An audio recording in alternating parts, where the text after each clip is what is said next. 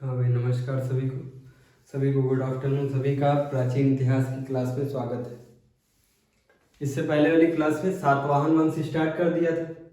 सातवाहन वंश में भी हमने सिमुक बता दिया था, कृष्ण बता दिया था, सातकर्णी प्रथम बता दिया था और सामंती व्यवस्था नहीं बताए थे। सामंती व्यवस्था आज बतानी है। सामंती व्यवस्था देख लेते हैं, सामंती व्यवस्था क्या होती है।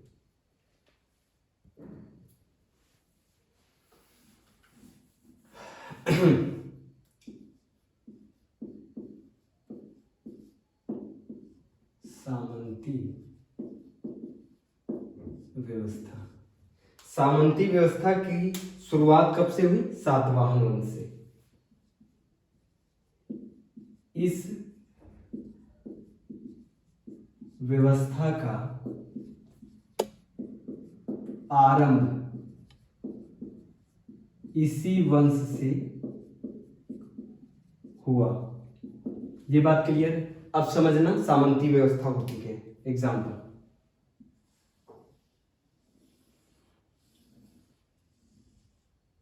ये मान लो ये होशियारपुर है। होशियारपुर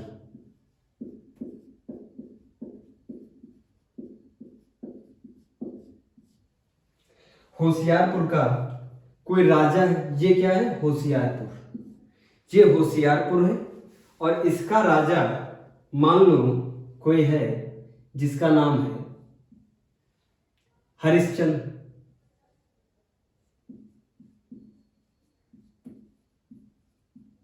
ये होशियारपुर है, इसका राजा है हरिश्चंद्र।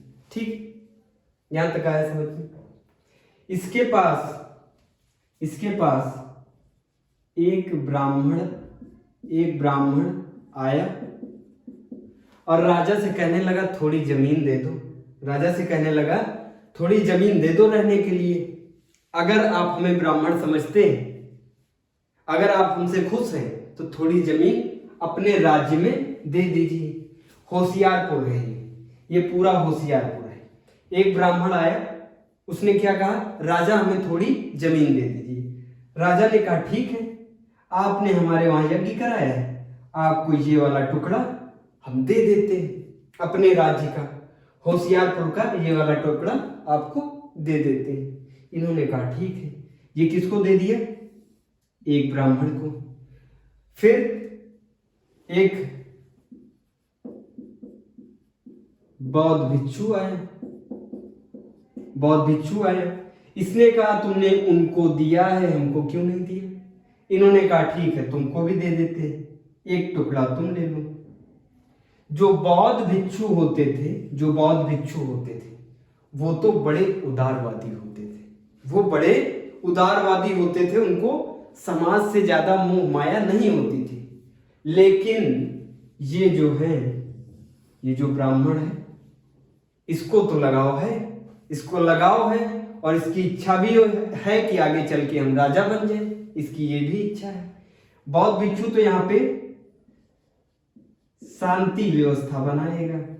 ये तो यहाँ पे क्या बनाएगा? शांति व्यवस्था। अब दो लोग आए, देखना। पहले कौन आया? ब्राह्मण आया, उसने जमीन मांगी। इन्होंने पहले नंबर पे ब्राह्मण को दे दी, दूसरे नंबर पे बौद्ध भिक्षु को दे दी, तीसरे नंबर पे इनके वहां कोई बड़ा अधिकारी, होशियारपुर में उच्च अधिकारी, इसकी सैलरी 10 मंथ से 10 माह से इसकी सैलरी पेंडिंग। इसकी सैलरी क्या है? पेंडिंग है। अब 10 माह की सैलरी, मान लो ये उच्च अधिकारी है तो 10 माह की सैलरी बनी 10 लाख रुपए। 10 लाख रुपए बनी। अब राजा 10 लाख रुपए दे दे या फिर जमीन का टुकड़ा दे दे उसके एवज में। तो राजा ने क्या कहा? तुम सैलरी ना लो, एक टुकड़ा ले लो। ये किसको दे दिया? एक अधिकारी को। ये अधिकारी को दे दिया। समझ में आ रहा है? अभी भी इतना क्षेत्र किसका है? इतना क्षेत्र राजा का है, इतना क्षेत्र राजा का है, ठीक है, इतना क्षेत्र राजा का है। अब यहां जो सैन्य व्यवस्था थी इनकी, यहां पे जो इनके सैनिक थे, सैन्य व्यवस्था, सैनिक थे, अब इन्होंने तो वो जमीन दान कर दी है। क्या कर दी इन्होंने? जमीन दान कर दी, जमीन दान कर दी। तो वहां से इनको अपने सैनिक बुलाने पड़ेंगे, यहां से सैन्य व्यवस्था हट जाएगी, तो ये क्षेत्र क्या हो जाएगा? स्वतंत्र हो जाएगा। ये तीनों क्षेत्र कैसे हैं? ये तीनों क्षेत्र कैसे हैं? स्वतंत्र। ये तीनों क्षेत्र स्वतंत्र हैं। समझ में आ रहा है यहां तक? फिर देखना, इन क्षेत्रों में ऐसा तो नहीं है सिर्फ ब्राह्मण ही रहता है, सिर्फ बौद्ध भिक्षु अकेले रहता है, या सिर्फ अधिकारी अकेले रहेगा, क्योंकि एक बड़ा एरिया दिया जाता था, एक बड़ा एरिया दे दिया गया। इसमें जितने भी लोग हैं, इसमें जितने भी लोग हैं, उन पे किसका अधिकार रहेगा? इनका, इनका और इनका अधिकार हो जाएगा। जब इनका अधिकार हो जाएगा तो ये सोचेंगे अब ये इस होशियारपुर के राजा को क्या कहते हैं? राजा। तो हमको भी क्या कहें? राजा। ये क्या बनने की कोशिश करेंगे? राजा। इन्होंने कहा, इनसे पूछा, होशियारपुर के राजा से पूछा कि हम अपने क्षेत्र में अपने आप को राजा कहलवा लें। तो होशियारपुर के राजा ने कहा ठीक है, कहलवा लो, कोई दिक्कत नहीं। तुम राजा कहलवा लोगे तो हम कोई अलग उपाधि ले लेंगे, हम उपाधि ले लेंगे, क्योंकि तुम भी राजा और हम भी राजा। इतना बड़ा क्षेत्र हमारे पास पूरा होशियारपुर है, और तुमको तो हमने एक टुकड़ा दिया है, तुम भी राजा हम भी राजा, बात नहीं बनेगी। इसीलिए इसी काल में उपाधियां भी लेना शुरू हुआ। उपाधि लेने की शुरुआत, उपाधि लेने की शुरुआत भी यहीं से। यहां पे राजा अपने आप को क्या कहेगा? महाराजा, महाराजा धीराज, महाराजा धीराज। अब देखो, होशियारपुर का राजा कौन? महाराजा धीराज। और एक टुकड़े का राजा, इस वाले टुकड़े का राजा, ये राजा है, ये राजा है, ये राजा है। लेकिन जो होशियारपुर का राजा है वो महाराजा धीराज है, उसने उपाधि ले ली। क्यों उपाधि ले ली? क्योंकि बराबरी हो रही थी सबकी, इसीलिए उसने बढ़ा चढ़ा के एक उपाधि ले ली। यहां तक समझ में आए? सामंती व्यवस्था समझना ध्यान से, ध्यान से समझते चलो। जिस टुकड़े को राजा ने दिया है, अपने मन से दे दिया, जाओ ले जाओ। अधिकारी को उसकी सैलरी बेस पे दे दिया, जाओ ले जाओ, ये जमीन इतनी ले जाओ। अब ये अपने आप को क्या कहलवाने लगे? धीरे धीरे राजा कहलवाने लगे। एक कहावत है, उंगली पकड़ के लोग हाथ पकड़ते हैं, उंगली पकड़ के हाथ पकड़ने की कोशिश करते हैं। वही कहावत यहां भी होगी। सामंती व्यवस्था में सीधी यही कहावत है, उंगली पकड़ के सामंत हाथ पकड़ लेंगे, उसके बाद गला पकड़ लेंगे राजा का, खुद बन जाएंगे महाराजा धीराज। और जो महाराजा धीराज होगा वो बन जाएगा, पता ही नहीं चलेगा वो है कहाँ। देखना,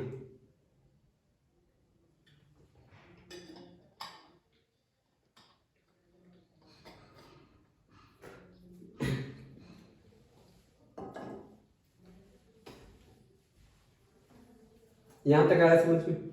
देख, होशियारपुर का एक राजा है, राजा ने टुकड़े दे दिए, किसी ने मांगा उसको दे दिया, किसी की सैलरी बेस पे उसको जमीन का टुकड़ा दे दिया।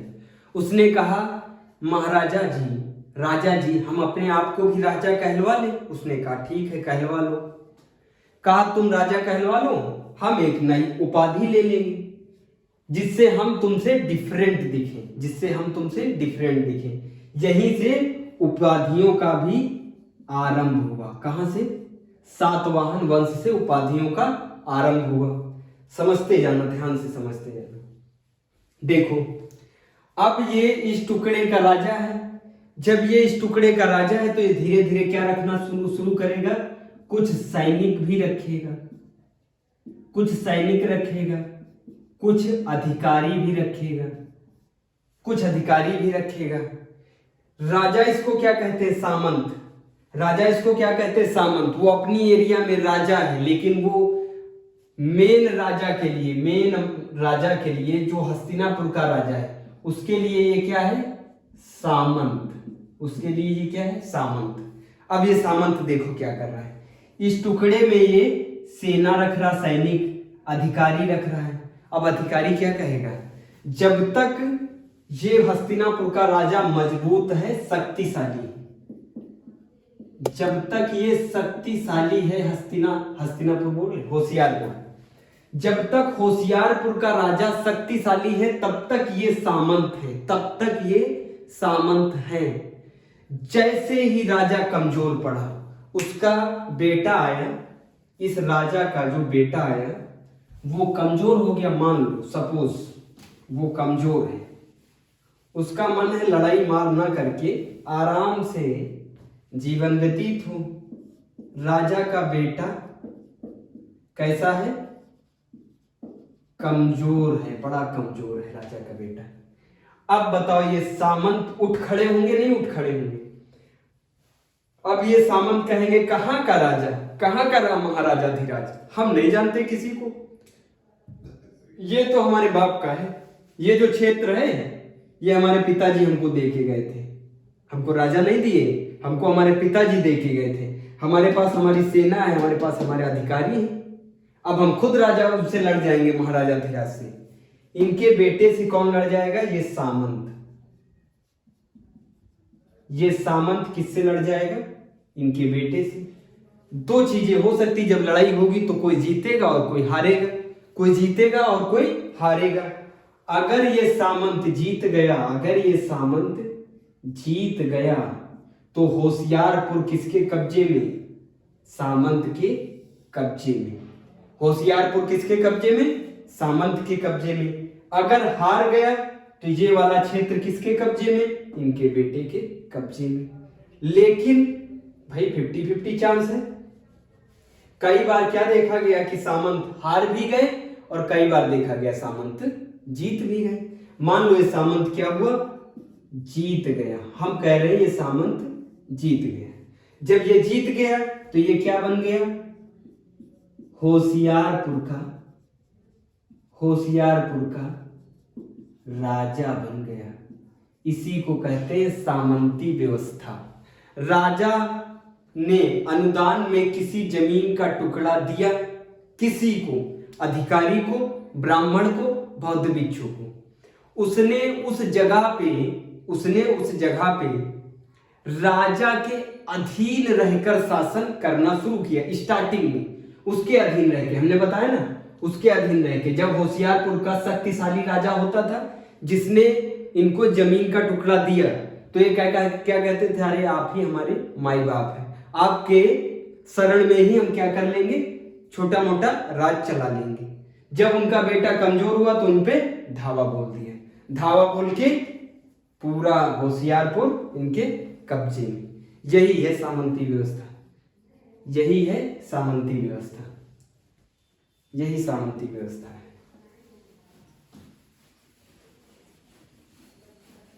इसी को कहते हैं सामंती व्यवस्था। सातकर्णी प्रथम के बारे में बात कर रहे थे। सामंती व्यवस्था, सातकर्णी प्रथम। सातवाहन वंश में याद रखना सीधे सीधे कि सातवाहन वंश में उपाधियां लेना स्टार्ट हुआ। उपाधि तभी तो लेंगे जब देखेंगे कि भाई वो छुटका वाला भी बहुत बड़ा बना जा रहा है।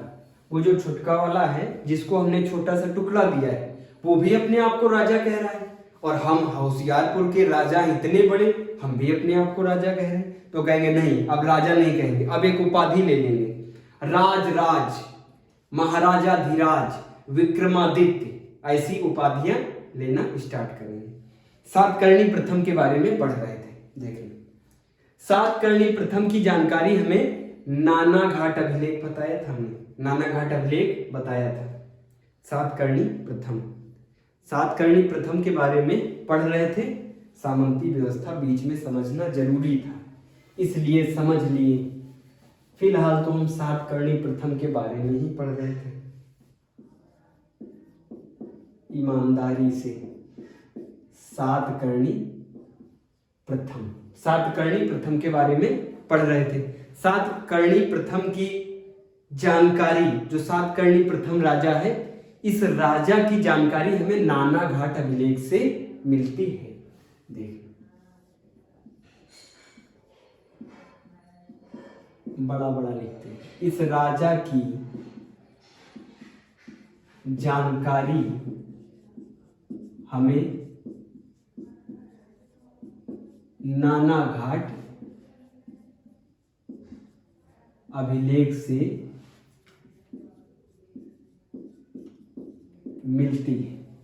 कोई दिक्कत यहां तक? एकदम सीधा सा है, फिर समझना। जिस अभिलेख में, इस अभिलेख में सातकर्णी प्रथम की जानकारी हमें नानाघाट अभिलेख से मिलती है, जिसमें उसे दक्षिणापति कहा गया है, जिसमें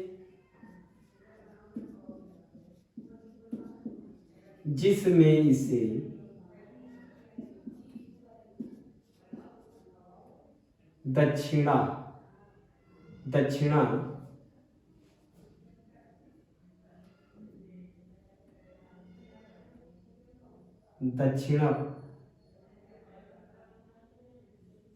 दक्षिणापथ कहा गया है। ठीक ठीक, यहां तक दक्षिणापथ लिखती,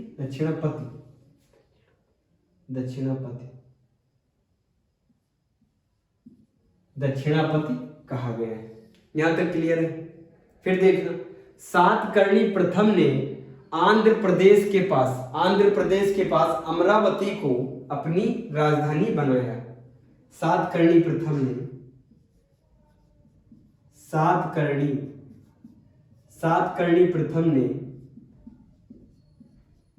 अमरावती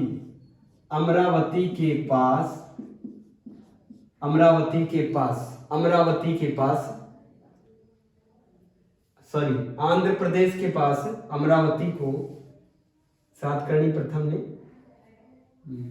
आंध्र प्रदेश के पास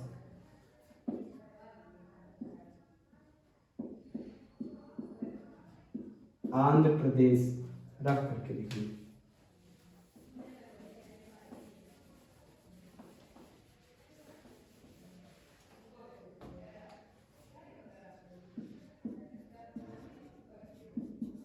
सातकर्णी प्रथम ने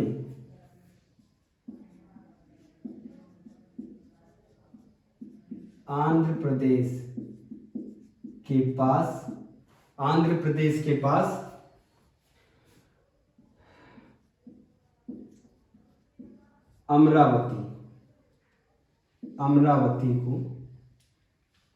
अमरावती को अपनी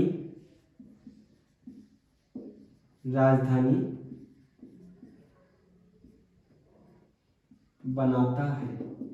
भाई जिसको राइटिंग ना समझ में आए तो हम बोल तो रहे हैं, बोलने से तो समझ में आ रहा, हमने अमरावती लिखा है।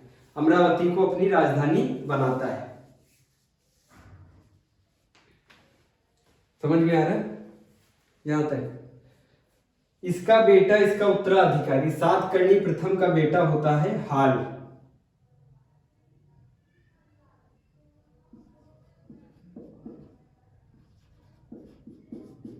सातकर्णी प्रथम का पुत्र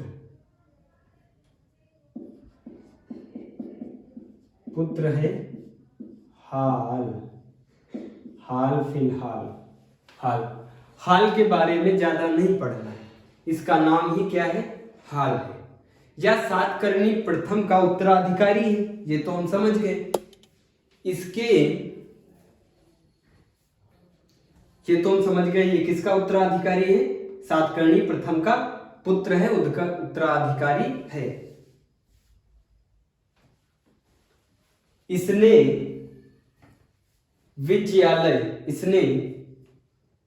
इसने इसके सेनापति विजयालय श्रीलंका पर विजय हासिल करता है, या फिर लिख लो यही हासिल करता है। सेनापति, ये करें बात एक ही है। हम हाल की बात कर रहे हैं, हाल में हाल की बात कर रहे हैं। इसने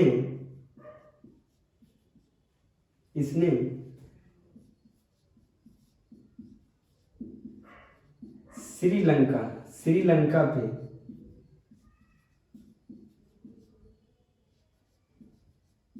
विजय हासिल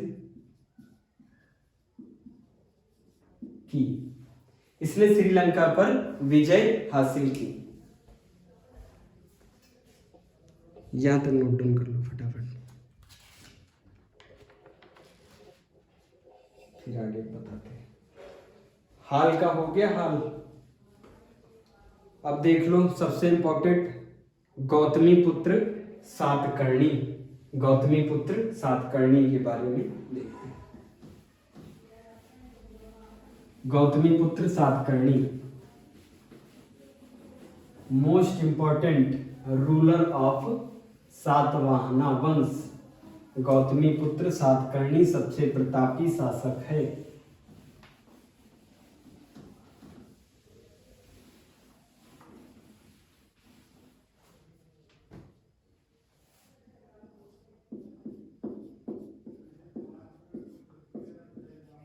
गौतमीपुत्र, ये भाई अभी तो पढ़ा है, सातकर्णी प्रथम पढ़ा दिए, गौतमीपुत्र सातकर्णी इसको नहीं पढ़ा है।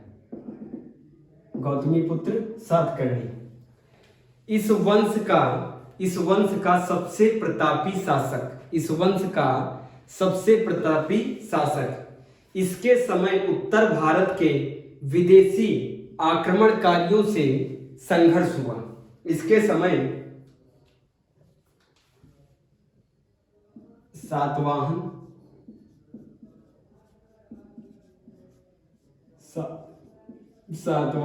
वंश का सबसे प्रतापी शासक था। ठीक,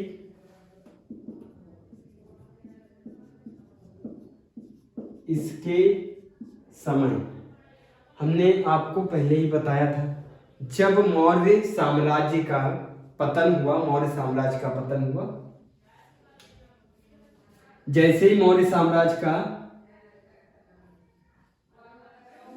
चलो आज थोड़ा गलत ही इसलिए देखिए, ये भारत है, इधर पूरे में मौर्य साम्राज्य था। पुष्यमित्र शुंग ने बृहद्रथ को मार के ये वाला एरिया कब्जा किया, तो ये इस वाले एरिया में कौन आया? विदेशी आए। इस वाली एरिया में विदेशी आए, इंडो ग्रीक। इस वाली एरिया में इंडो ग्रीक आए, शक आए, कुषाण आए। उसी प्रकार यहाँ पे शुंग आए, यहाँ पे भी बदल रहा है, यहाँ पे शुंग, फिर कण्व, फिर सातवाहन, वही क्रम तो चल रहा है। जैसे वहां पे उत्तर में बदल रहे हैं, वैसे दक्षिण में भी बदल रहे हैं। यही बात हम करने जा रहे हैं इसके समय। जबकि इनसे पहले जो सातकर्णी प्रथम रहे, हाल रहे, इनके समय में उत्तर भारत के आक्रमणकारियों से संघर्ष नहीं हुआ, लेकिन सातकर्णी गौतमीपुत्र सातकर्णी के समय में, इसके समय में उत्तर भारत के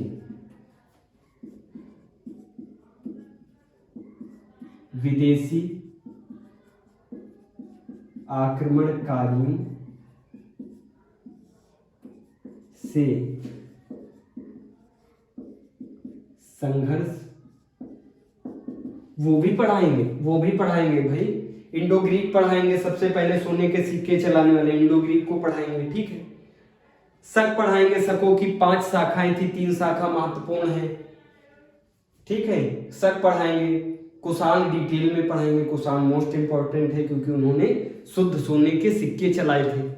उनके में भी कनिष्क रूलर सबसे इंपॉर्टेंट है। इसके समय में उत्तर भारत के विदेशी आक्रमणकारियों से संघर्ष हुआ, यहां तक समझ में आए। इसके विषय में, किसके विषय में? गौतमी पुत्र सातकर्णी के विषय में हमें नासिक अभिलेख से जानकारी मिलती है। मोस्ट इंपॉर्टेंट, देखो IIP भी लगा देते हैं। देखो इसकी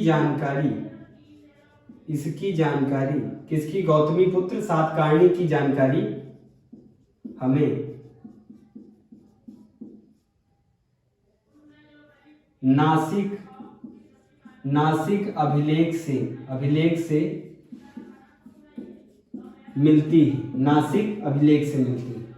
इसकी जानकारी हमें नासिक अभिलेख से मिलती है। इसी अभिलेख में लिखा है, इसने शक शासक नहपान को हराया। हमने बताया ना, उत्तर भारत में इंडो ग्रीक शक का शासन चल रहा था, तो शक शासक इसी अभिलेख में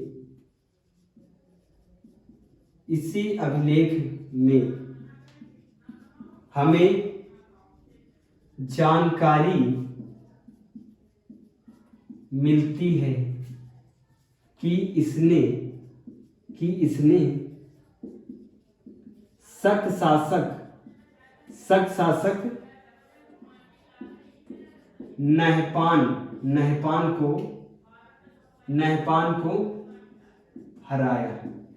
को हराया। किस अभिलेख में हमें पता चलता है नहपान को हराया? नासिक अभिलेख में। इसी नासिक अभिलेख में सातकर्णी गौतमी पुत्र सातकर्णी को अद्भुत ब्राह्मण, अद्वितीय ब्राह्मण भी कहा जाता है। इसका मतलब इसके जैसा दूसरा कोई ब्राह्मण नहीं है।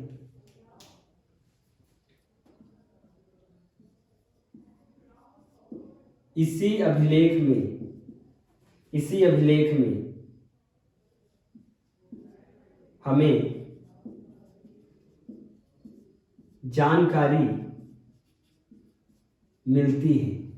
इसी अभिलेख में हमें जानकारी मिलती है। इसी अभिलेख में हमें जानकारी मिलती है। नासिक अभिलेख में हमें जानकारी मिलती है क्या? सातकर्णी, गौतमी पुत्र सातकर्णी को अद्वितीय ब्राह्मण, इसके जैसा और कोई ब्राह्मण नहीं, हमें जानकारी मिलती है। इसे अद्वितीय ब्राह्मण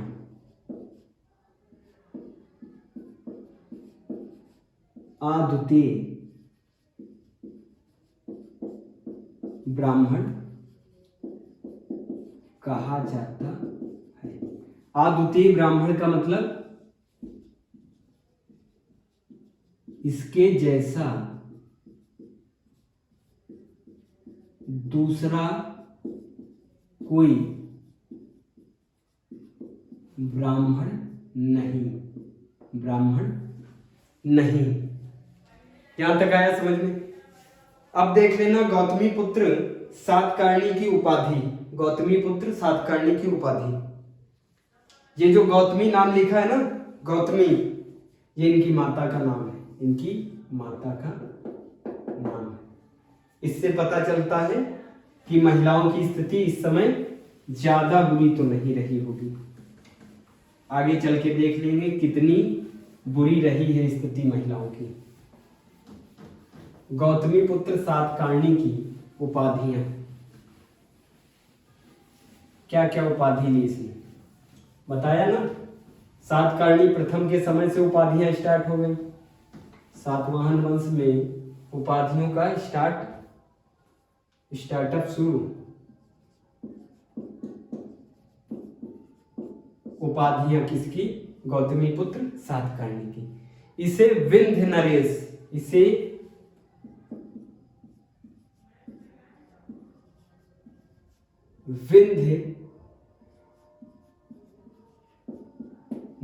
कहा गया। इसे विंध्य नरेश कहा गया।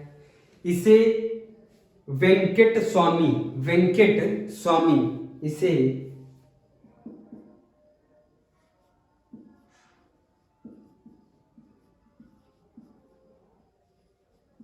वेंकट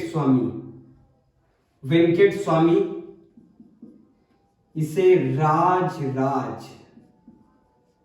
राजाओं का राजा। और हमने अभिलेख में बताया था, याद करना कि अभिलेख में हमने बताया था त्रिसमुद्र तोय पिए वाहन, त्रिसमुद्र तोय पिए वाहन। इसे इसने कौन सी उपाधि ली?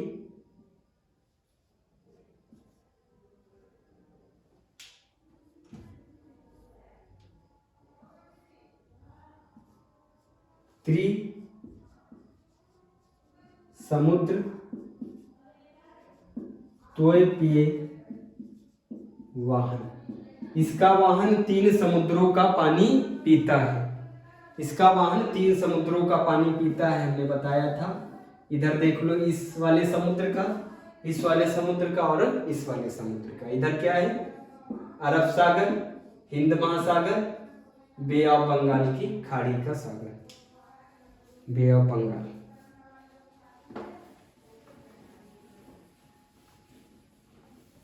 अब गौतमीपुत्र सातकर्णी समाप्त। अब देखेंगे क्या, देखो अब किसके बारे में देखना है।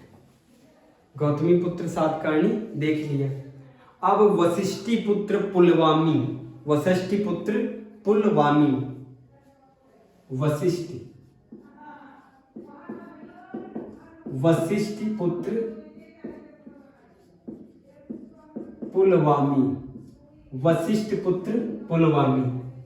ये गौतमीपुत्र सातकर्णी का उत्तराधिकारी है। ये गौतमीपुत्र सातकर्णी का उत्तराधिकारी है। वशिष्ठिपुत्र पुलवामी ये गौतमीपुत्र सातकर्णी का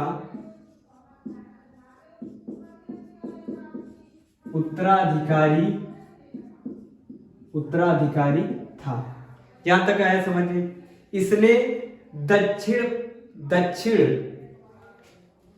पथेश्वर, दक्षिणा पथेश्वर, इसने दक्षिणा पथेश्वर की उपाधि ली। किसने? इसी ने, इसने दक्षिणा पथेश्वर, दक्षिणा पथेश्वर, इसने दक्षिणा पथेश्वर की उपाधि ली। इसने दक्षिणा पथेश्वर की उपाधि ली। इसका मतलब क्या होता है दक्षिणा पथेश्वर का? दक्षिण पथ का ईश्वर, दक्षिण पथ का ईश्वर। इसका मतलब है दक्षिण पथ का ईश्वर, दक्षिण पथ का ईश्वर। इसके शासन काल में नौसेना शक्ति तथा व्यापार एवं वाणिज्य का पर्याप्त विकास हुआ। इसके काल में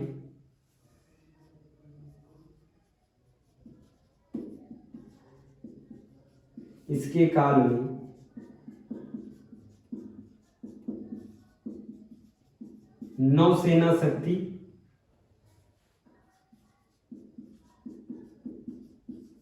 व्यापार तथा वाणिज्य का पर्याप्त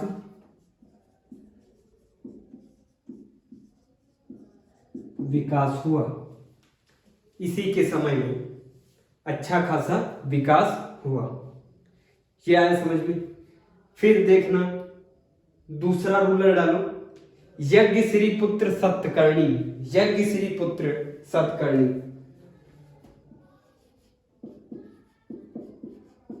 यज्ञ श्री पुत्र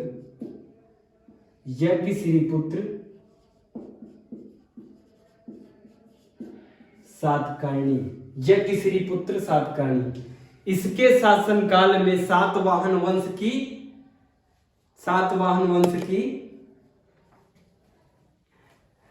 समाप्ति, अर्थात इस वंश का अंतिम शासक, सीधे सीधे लिखिए, यह इस वंश का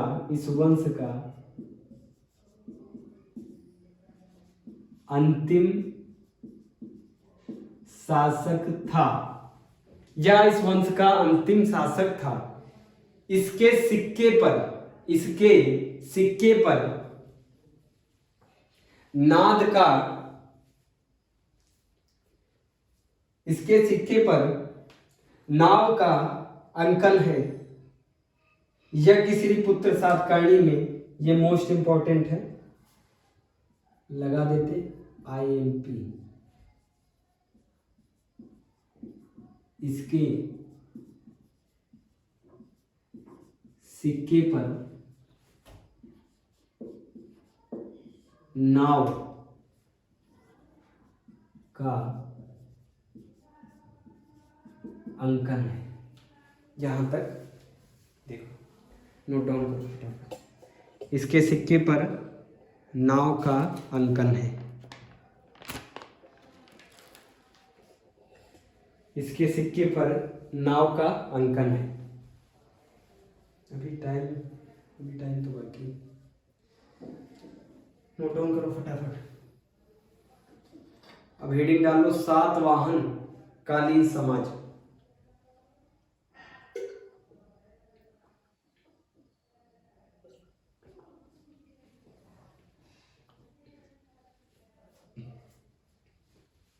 सातवाहन कालीन समाज।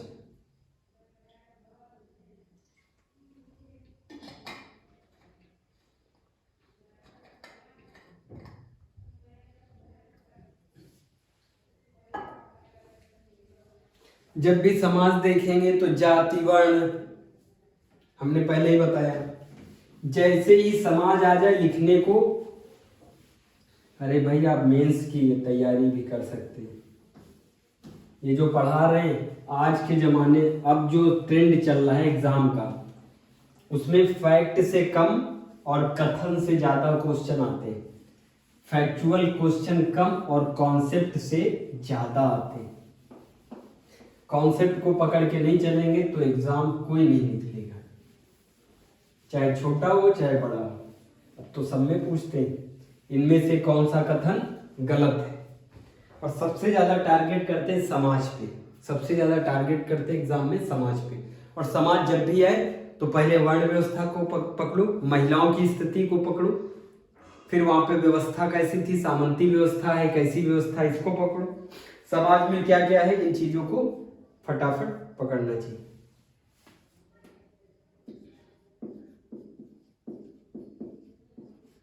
सातवाहन